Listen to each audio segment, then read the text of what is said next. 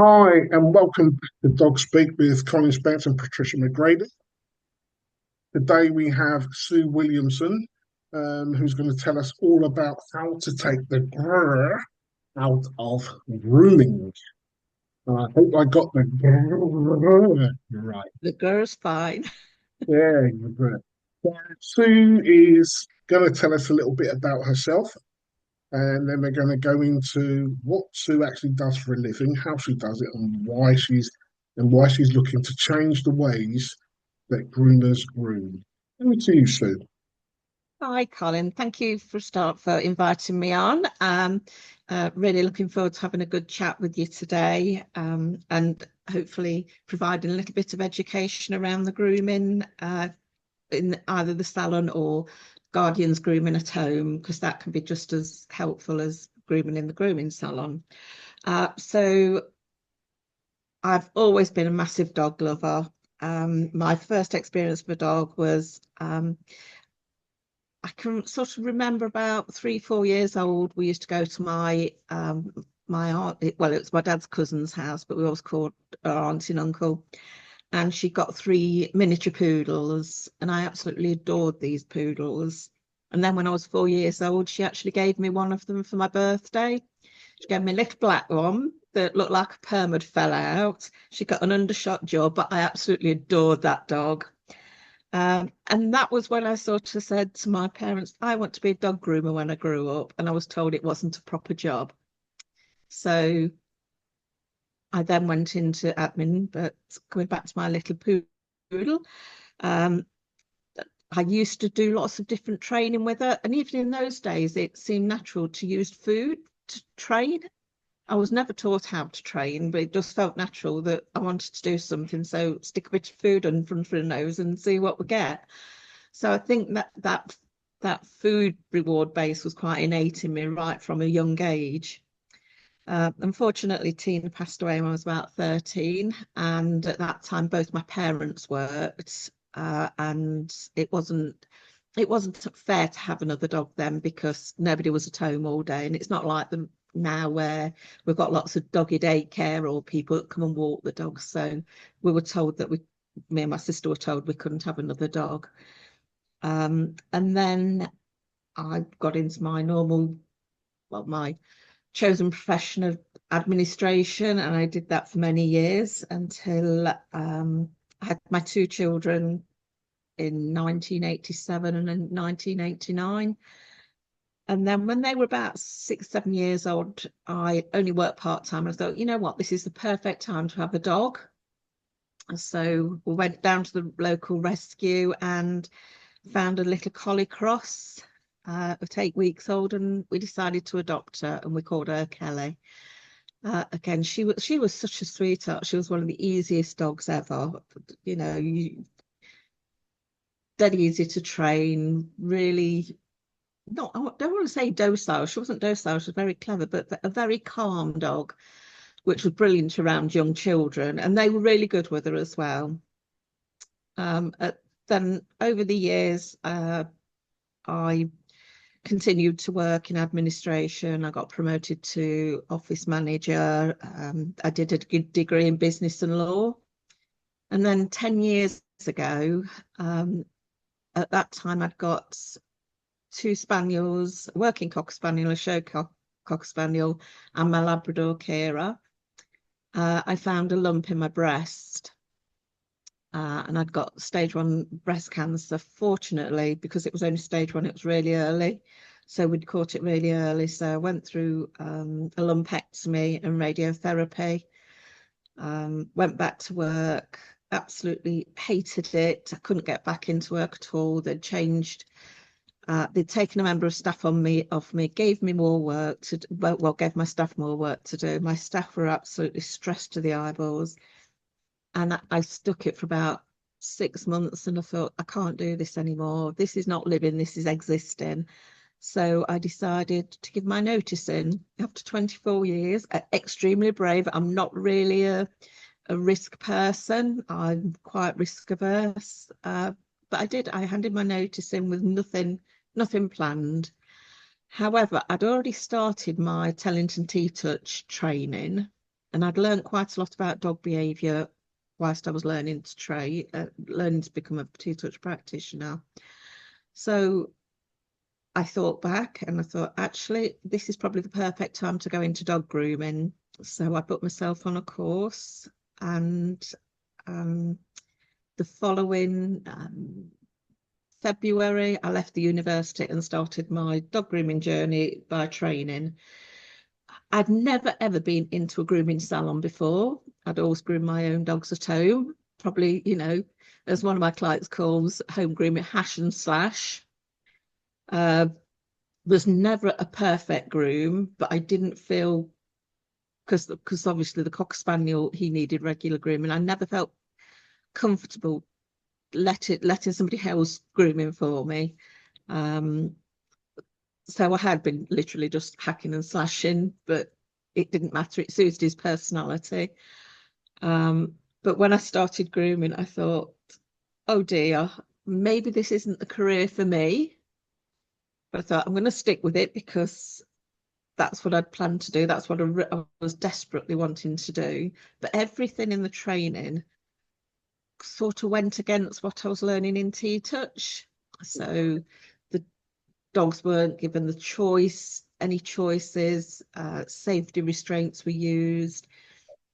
No introduction to grooming. They just got, a puppy would get straight in the bath as soon as it got. And so the training was quite difficult for me. Lovely lady that did the training, but just not up to date with training techniques. So once I finished my training, I decided that I was going to open my own salon at home. So I've got my little grooming hub here, which is just wood, like a glorified shed, but it's perfect for me. I just love it because I fall out of bed and get into the salon. I don't have that 50 minutes drive each way to get to work. So yeah, when I qualified, I decided that I was going to change some of the things I'd learned in the salon. So one of the first things I changed is when we're trained to become groomers, to do the face, we're taught to hold the chin fur. And you hold on until the dog stops moving, and that's how you train them. So that was my first thing. I wasn't going to hold chin fur. And I was finding that actually the dogs were a lot more relaxed without having the chin fur held. Who thought? Who knew? And then gradually I started doing my behaviour diploma with the ISCP. I was going down to Tilly Farm regularly to do talented T-touch, and in 2019, that's when Sarah Fisher started introducing animal-centred education, and particularly the free work. And really, once I qualified as a T-touch practitioner, I was able to do deliver one-day workshops. So I thought, I'm going to do this for groomers and teach them a little bit about behaviour and a little bit about T-touch and a few techniques to help the dogs relax. And my first workshop, I was so shocked that I think there was 10 or 12 groomers, and out of those groomers that were there, only one knew what calming signals were. Yes. And when I mentioned the word calming signals, the faces were just blank. And I even described some of them, so they might have known them as something else, and absolutely nothing. And then we came on to trigger stacking. Again, no idea what trigger stacking were, didn't really understand what a trigger was. So I thought I've got to do a little bit more than this. And I started doing more detailed notes so that I'd send them the notes after the workshops. And one day I just said to my friend, Jane, who was my T-touch mentor, I've got that much now, I could write a book. And she said, well, do it then. I thought, who wants to read my book, but over the next 18 months, I kept adding more and more to the book. Jane edited it for me, so it was easy to understand, because I'm a little bit of a brain dump person. I just write everything down and no particular order, and she made it all nice and pretty for me. And I included lots of the techniques I use in the salon to make dogs' life a little bit more comfortable during grooming, a little bit less stressful. And I published that in September 2019, just before COVID hit. And I think that was a plus for me because everybody was at home wanting to read books. Quite a lot of people bought my book quite early on. So I'm starting to get information out there. Since then, I've done the 3 books now. I've done Taking the Grrr Out of Grooming Your Dog, Taking the Grrr Out of the Grooming Salon, which is specifically for dog groomers, and Introducing Your Puppy to Girlless Grooming. I also completed my diploma. I became an animal-centered education advanced tutor, so I can teach that as well. Talented Touch Practitioner level 2. Got qualifications in puppy training, low stress handling, Reiki. So lots and lots of different techniques to help with the calming side of the grooming. So that has really been my focus over the last, I'd say the last 7 years. I've really been focused on making grooming easier for dogs. At the moment, I've got 3 dogs of my own. I've got 2 miniature poodles and a working cocker spaniel. One of my poodles, she's really good for grooming. I've had her since she was 8 weeks old, so she's a bit of a doddle to groom because she's been introduced positively. My other poodle, I had her when she was I rehomed her when she was a year old, and grooming is not her favourite thing. She willingly participates on her terms, and that's what we do. I bath her one day, and we've got a bath protocol now where she stands in a particular part of the bath to be bathed, and then when she gets on my grooming table, I groom. When she gets off, I stop grooming. It works for us. And my working cocker, he only needs bathing anyway, so he's quite easy to sort out. So that's where I am at the moment. That's an amazing background. Thank you. I'm not sure how you had enough time to do all of that and set up a business. So if we look at grooming, say back in the 70s, 80s, and 90s, just tell us about what it was like in those days, the groomers. So I would say when I had my poodle as a puppy, as a young girl, my auntie was a groomer herself, and I can remember going into. She had a little. It was just a little shed. It wasn't as it was about a third of the size I've got here, but I can never remember there being any restraints. She was very gentle with the dogs, and it was, as I always thought, quite natural, quite gentle.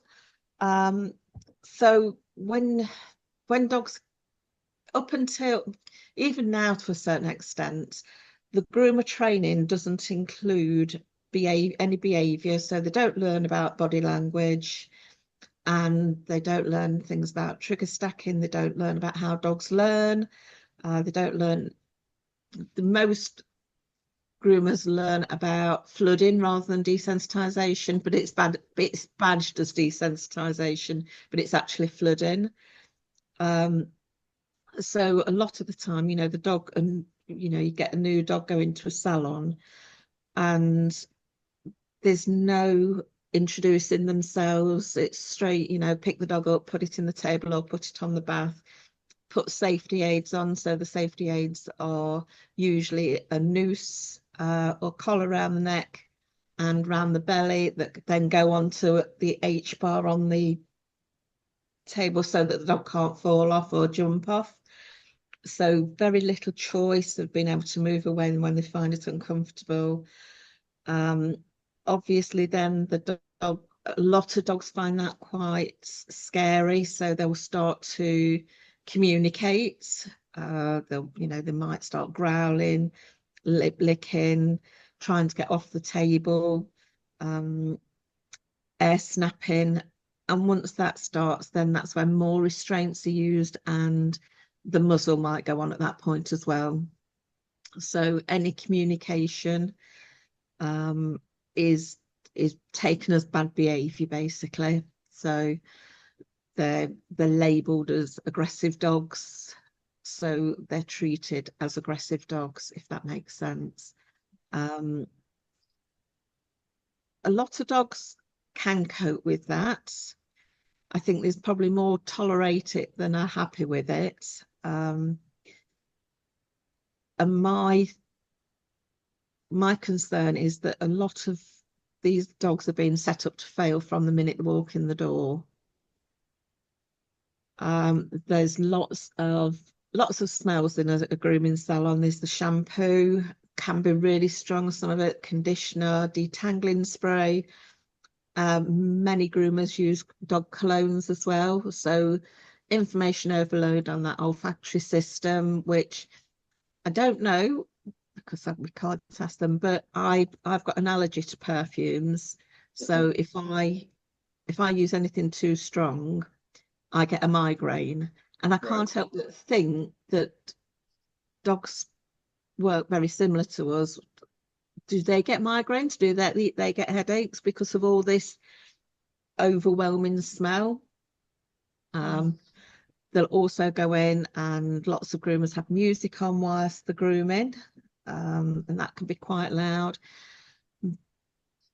Depending on what sort of salon you take your dog to, there can be multi-grooming salons where you've probably got 4 or 5 dogs being groomed at the same time. If your dog's sensitive to other dogs, that's even worse for them because they're surrounded by strange people and strange dogs. There might be dogs barking. And it was just that, for me, it's that whole, the dogs have got no choice being put in an environment that's overwhelming, quite scary. It can be quite scary, and they've got no choice. Now, I know a lot of dogs have got to be groomed, but we can adapt how we groom to make it more comfortable for them. So that this sounds quite bad, but we can only do better when we know better. Yeah. Absolutely, Yeah. yeah. So how does that differ to what you're promoting, what you're striving to achieve for the future? How would that be different? Everything you just said. Well, in a perfect world, the groomer training would change for a start to have the first module alongside health and safety. You've got to have your health and safety stuff in there, but the first module would just be on things like body language, trigger stacking, how dogs learn, but basically the one-day workshop I deliver. And that would be my dream for the grooming training to change, because if the groomer training changed, the groomers would be better placed to deal with these more anxious dogs that we seem to be getting now. We noticed a massive increase in dogs that struggle with grooming after COVID. So now, sort of 4 years on, there's lots of dogs that are still struggling with the grooming process because the groomers haven't got the knowledge to change what they're doing, what signs to look out for. So that makes it really difficult for them then to be able to change what they're doing so the dog's more comfortable. So ideally, we'd get the groomer training completely revamped. But then I really want groomers to start thinking about how that dog might be feeling. At the moment, I get the feeling a lot of groomers have been trained in a certain way and they think they have to stick to that way of grooming a dog. So when I was trained, I was taught to groom them in a specific order. You bath them first, starting at the back end and moving forward. Then you rinse them off, dry them, and then you put the blaster on them, and this blaster is so loud and powerful. So a lot of dogs don't like the blasters to start off with, but again, you were taught to do it in a specific order, and then you were taught to do a finishing dry for dogs like cockapoos or poodles, anything with a wool coat or a longer coat, you talk to fluff dry, where you pull the fur out while you're drying it. And then you do everything in order so that you remember you've done everything. For many dogs, for me, many dogs can't cope with that. They can't cope with being dried with a blaster. So I don't own a blaster anymore. So it's really drilled into us during training. You never send a dog home damp. You never send a dog home wet. It has to be bone dry. And to get the perfect finish on a dog, you do need a bone dry coat that's been fluff dried. How many dogs,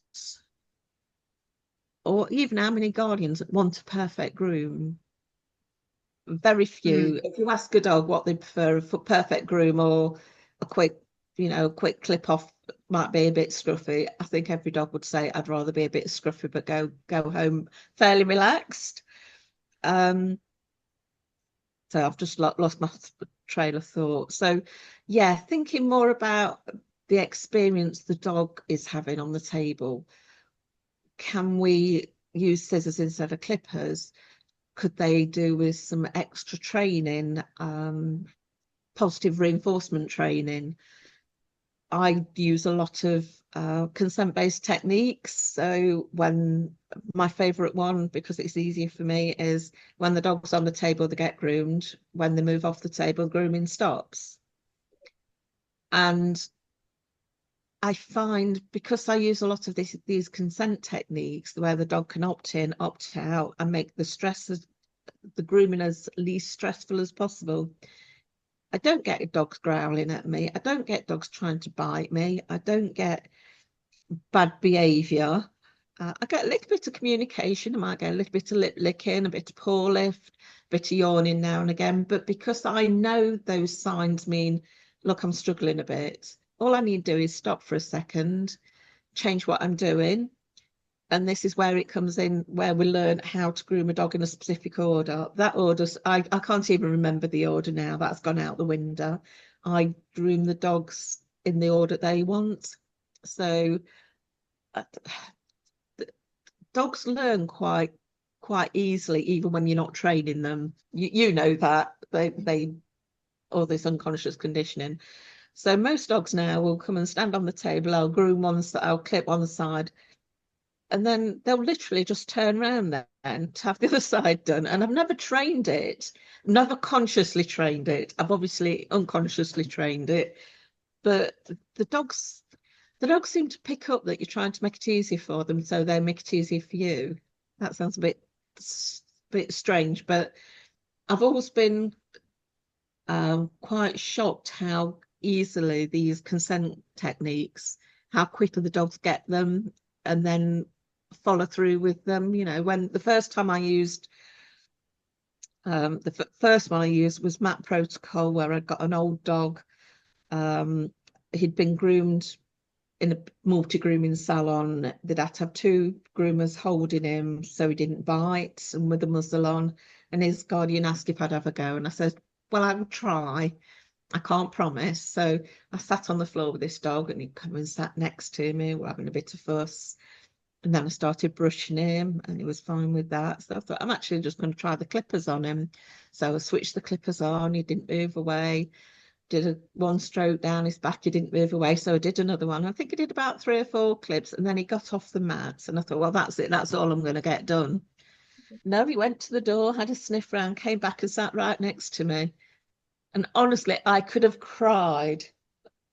And we just kept doing that. I'd do 5 or 6 strokes with the clippers. He'd go off and have a sniff, and then come back to me. We got a full groom done. No restraints, no stress, no bites, no muzzle. And I thought, I've got to do this from now on. This has got to be the way I do everything. I'd try, even before that, I'd done everything as low stress as possible.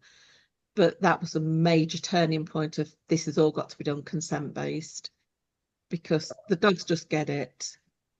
I guess that you have to allow a little bit more time for grooms like that, so don't you? Because you're letting the dog move and come back and breaks in between. Actually, I don't. It doesn't take me No. any longer Okay. because the time, because most dogs, when they go off, when they opt out, it's 30 seconds and then they come back Right. and they're back in the room. They'll let you do whatever you need to do.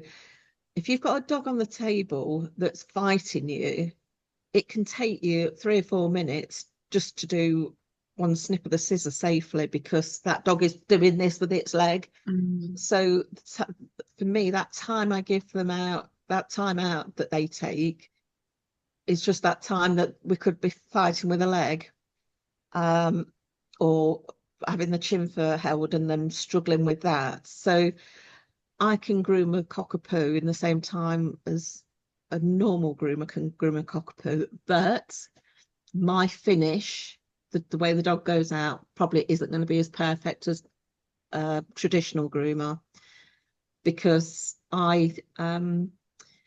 most of the dogs I groom now have been referred to me from other groomers or from behaviourists because they're having grooming difficulties. So the highest priority for me is to keep them calm, make sure they feel safe, but I don't prioritize that aesthetic looking. I mean, they don't Yeah. look out looking disgusting, but a lot of them have quite, I shave them quite short because they don't like being brushed. I'm in quite a rural location, so most of them will be going in fields the next day. So what's the point in making them all fluffy, putting them through that extra stress just for them to go in the field and in the skanky ditch the next day? Mm. So it's, for me, it's taking away that aesthetics to prioritize the emotional welfare. So you said about you get referrals from other groomers and sometimes behaviourists. Yeah. How do you deal with a dog like that you know has maybe got a bite history or has very already got a really negative association to being groomed? When it first comes to see you, what's your protocol? So my process when I take a new dog in is the first session we just do ACE-free work. So they come in, I've got licky mats, snuffle mats, a range of different surfaces with different foods on. They come in and that's all we do the first session. They just get to wander around my salon, just eat some nice treats. I get the guardian to stay, and whilst their dog is doing the free work, I get more information about the dog. So I've found it was quite a big turning point actually when I started doing the free work because I was finding that because the dogs, when you first get somebody coming to your salon, they usually got a dog on the end of the lead. And when you're trying to talk to them, they're fussing with the dog. You know, the dog might be whining or sniffing around, and they're fussing, they're focused on the dog. If you take that dog away out of the equation, let the dog do free work, you get more information out of the guardian. They'll give you information you've not even asked for, so you can learn more about their lifestyle, what they feed them, what their exercise routine is, how they cope with being brushed, how they are in the car. So I gather as much information as I can of things like that that I know can impact on grooming. So do they have separation anxiety? Do they have resource guarding? Are they touch sensitive? So I can build up a really good picture of that dog during that first session. It also gives me an opportunity to find out a little bit about the grooming history and what they've struggled with before. Now, a lot of groomers, because they don't have that behaviour knowledge, particularly with the calming signals and that, don't always recognise that a dog is struggling. So they'll say, oh, your dog's been fine. So they don't pass the information on. And then the next thing you know, the dog's biting. So for me, I try and start at ground zero, do nothing, get a little bit of information of where they've struggled before, if the guardian's got that information. The second session when they come in will depend very much how the first one went. If they've not managed to do the free work, then we do another free work session, just see if it's they feel safer this time. So my priority really is to make the dog feel safe first. once I know that the dog's relaxed and can cope, whilst they're doing the 3 work on the second session, I'll do things like I'll switch my dryer on, I'll switch my clippers on, and just watch the reaction. I'll start to teach them table protocol. So I've got my table is electric, so it goes up and down, but also I've got a set of caravan steps, so the dogs can actually get on and off the table themselves. So during the early sessions, I'll teach them how to get on and off the table. I'll make the table a really positive place, so they get lots of nice treats on the table. I'll only touch them if I think they're going to cope with it. And it really is just a process of adding a little bit more in each time. Usually I'd say by session 3, 4, I'm able to brush the dogs, some I can clip by the 3rd or 4th session. But I never push the dog to need to bite. I don't even, if I can stop behaviour escalating at calming signals, then that's much better for me, and it's much better for the dog as well. So I just build things up gradually, and the guardians that come to me, it's really last chance saloon before the dog has to be sedated for grooming for life. So I'm lucky in the respect that the guardians that come to me buy into my techniques and my approach. So I don't get much fallout. I get a good. The only thing I do find with my guardians is, more than probably most groomers, is that because they're allowed to stay throughout the grooms, they learn more about how to groom their own dogs, so they keep the dogs in much better condition. They're able to brush them. They use the same techniques as I do to brush them, so they don't force any force. So when I get dogs in, it's rare once we've got through the first few sessions, it's rare I get a dog that's got any mats, because we've come up with a low maintenance style, and they brush them in between grooms. They're able to brush them in between grooms. They keep them tidy. And I have had a few clients where I've actually shown them how to groom themselves. So, for example, I used to do 2 Russian Terriers, and they were getting quite old, and they were struggling with being in the salon for 2 hours. So what I did is I taught the guardian how to clip herself, so she could just do bits at a time at home. And it actually worked out quite well for them, because they moved to Gloucestershire and couldn't find another groomer anyway. So she just grooms them herself now. So having the guardian stay means I can educate the guardian at the same time as well, and build up that really good relationship. So for me, I never want the dogs to feel that the only communication I listen to is a bite. I want them to know that I will listen right from, the paw lifts, the yawning, the slow blinking, the lip licking.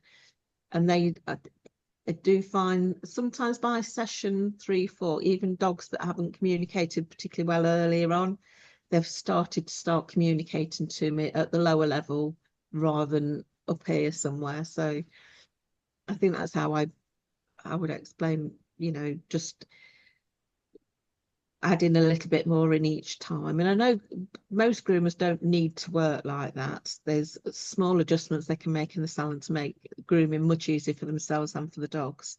But because I specialise in the ones that have bitten before and really struggle with the grooming process, this is the way I feel I have to build it up, so that we get to a place where I can do a safe groom on a dog without causing distress to the dog or put myself at risk as well. You're definitely taking their whole complete emotional experience. That's a huge Yeah, consideration, yeah, which is important.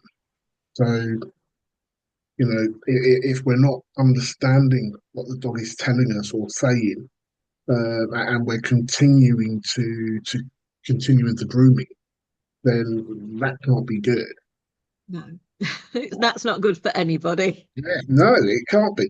But that's how it used to be, Yeah. and probably still is in some circumstances. Yeah. Coming to you, you are taking my dog's whole well-being, mentally and physically, into your consideration to give him a good experience, so that he's more likely to want to come back. Yeah. And I and must admit, enjoy most of the it. dogs that I groom run into the salon. You know, I don't think I have one that we have to drag in.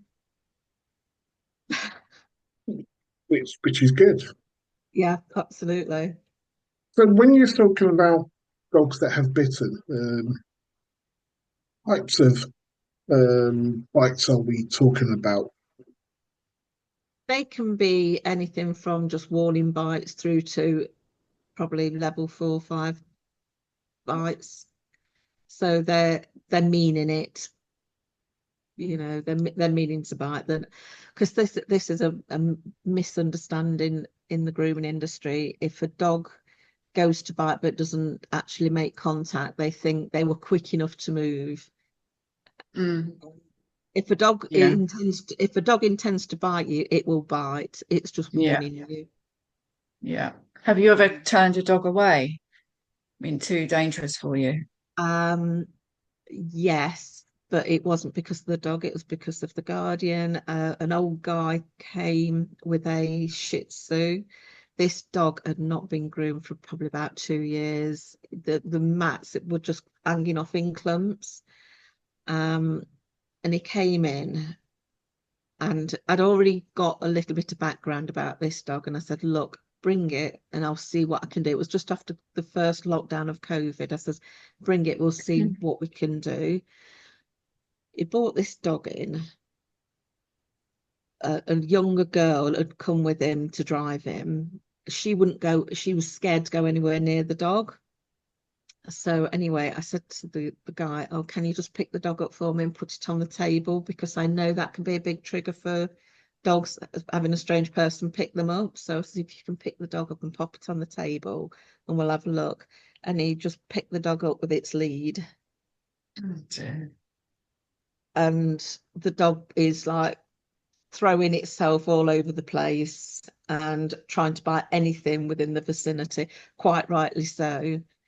Mhm. And I said, can you just please put the dog back down? I says, that's not the way we should be picking dogs up. I says, can you bend down and pick the dog up? And he did, he went back down and the dog just went crazy. And I said, there's no way I'm going to be able to groom him. He's going to have to go for his sedated vet clip. I said, no groomer is going to be able to groom that dog. And that's the only time I've turned a dog away, because it was the guardian's attitude. It was really rough handling this dog. And the young lady that came with me told me that the night before that he'd had some friends around the door been drinking and they were winding the dog up. So I couldn't, this sounds really mean. I can't invest my emotional Yeah, energy when the guardians aren't going to do their part. yeah, yeah. I was just thinking that that's got to be tough. Even just listening to it, that's really hard Yeah, to hear. yeah. And Yeah. it broke my heart to say no for the dog, Mm, but I knew that I couldn't do anything with that. I wouldn't be able to do anything with that dog because the guardian wouldn't help me.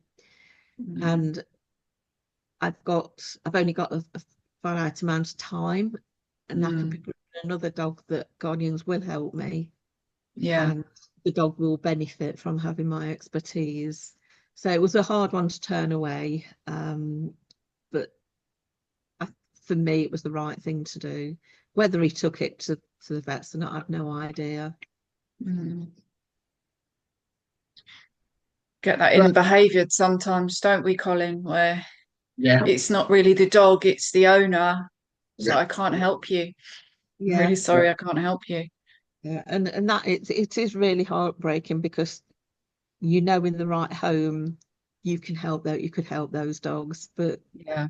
not in the home they're in at the moment. See, that's where our line of work all align, becomes one, because we Yeah, do rely a lot on the guardian to help us, and to have that commitment, yeah, yeah, and want to help their dogs get over the line. And I feel like you, Sue, like you felt at that time. All the emotions that we use up becomes very draining if we're working against the human side of the lead. yeah, We're not effective. We're not going to be able to help. especially if we are dealing with dogs that have got a bite history. Yeah. Mm. I suspect this little dog would bit on a regular basis. So you did the right thing. I mean, but how do people, um, how does one sort of like, if they want to find a groomer like yourself, Mhm. how do they go about that? Okay, so they can join my Facebook group. Anybody can join. You don't have to be a dog trainer or behaviourist or groomer. Anybody can join. And that's taking the grrr out of grooming dogs. And I have got a list of approved groomers that use very similar techniques, the techniques I use. We've probably got about 30 around the country at the moment. I'm trying to build that membership up so that when anybody in the country can say, I need a groomer like you, and I can refer them straight away to an approved groomer. If we haven't got an approved groomer, or you just want to look around, it really is, it's a minefield out there. There's groomers now saying that they are one-to-one when they're in a multi-grooming salon, but it's just one groomer grooming one dog. So 5 dogs, That's 5 groomers. cheeky. Absolutely, isn't it? Really cheeky. Yeah, and they seem to have taken some of our terms and used them for their benefit, Mm.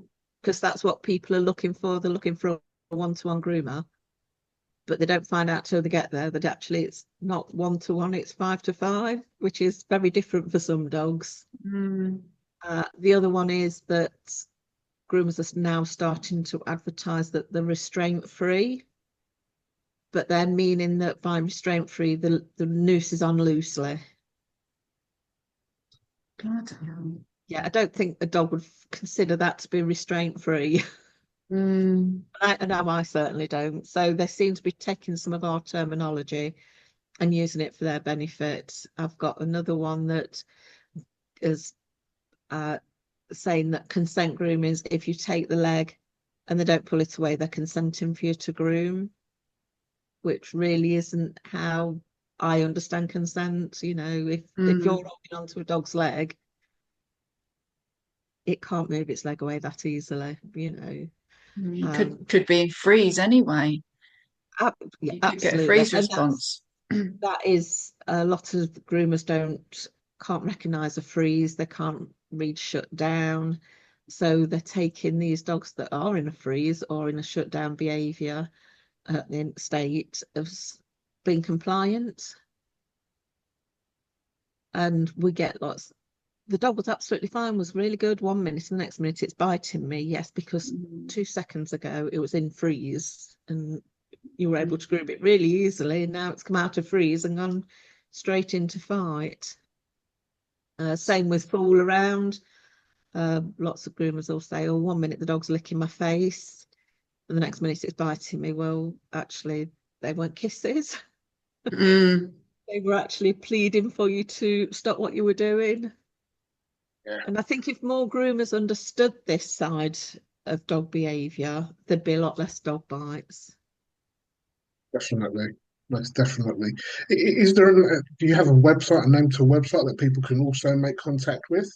Yeah, I've got www.takingthegrrr, which is grrr.co.uk, and that is a website. It's mostly for groomers, but there are a couple of on training courses for or resources more for guardians as well.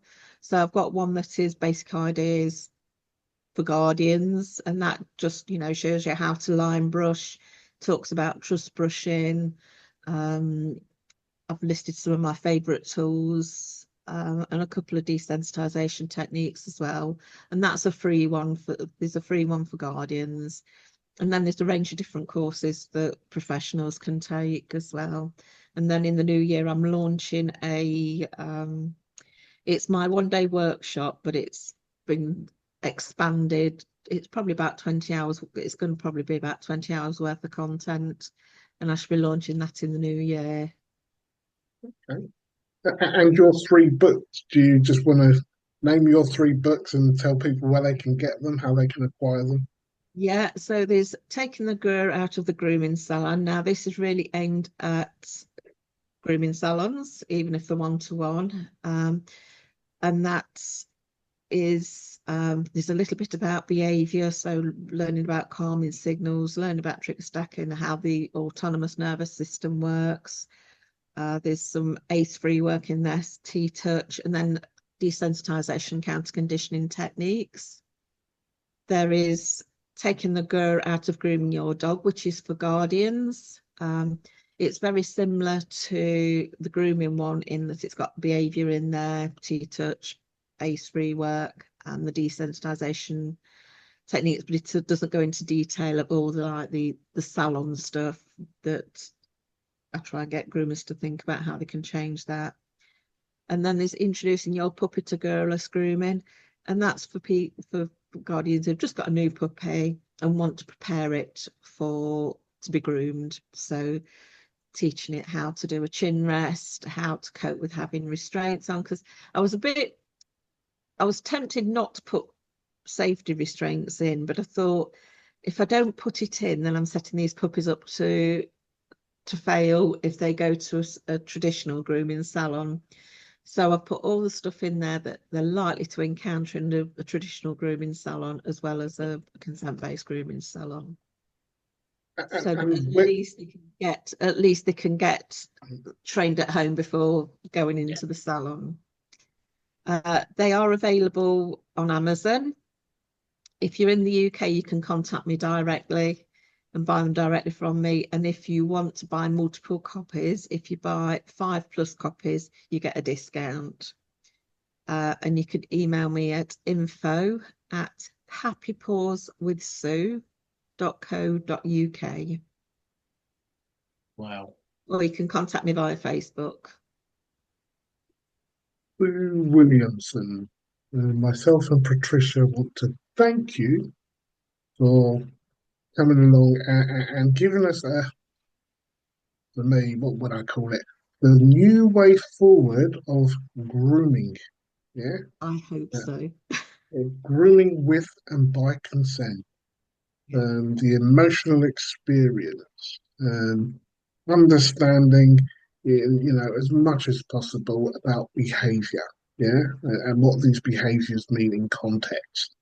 So, Yeah. thank you for coming to speak to us You're at Dog very Speak. welcome. It's been absolutely informative. Thank you. So, thank you. Thank you No, very much. thank you. And anybody can contact me, and I'll help where I can. And it's going to be a goodbye from myself and goodbye from Trisha. Until the Bye. next time, goodbye. Bye.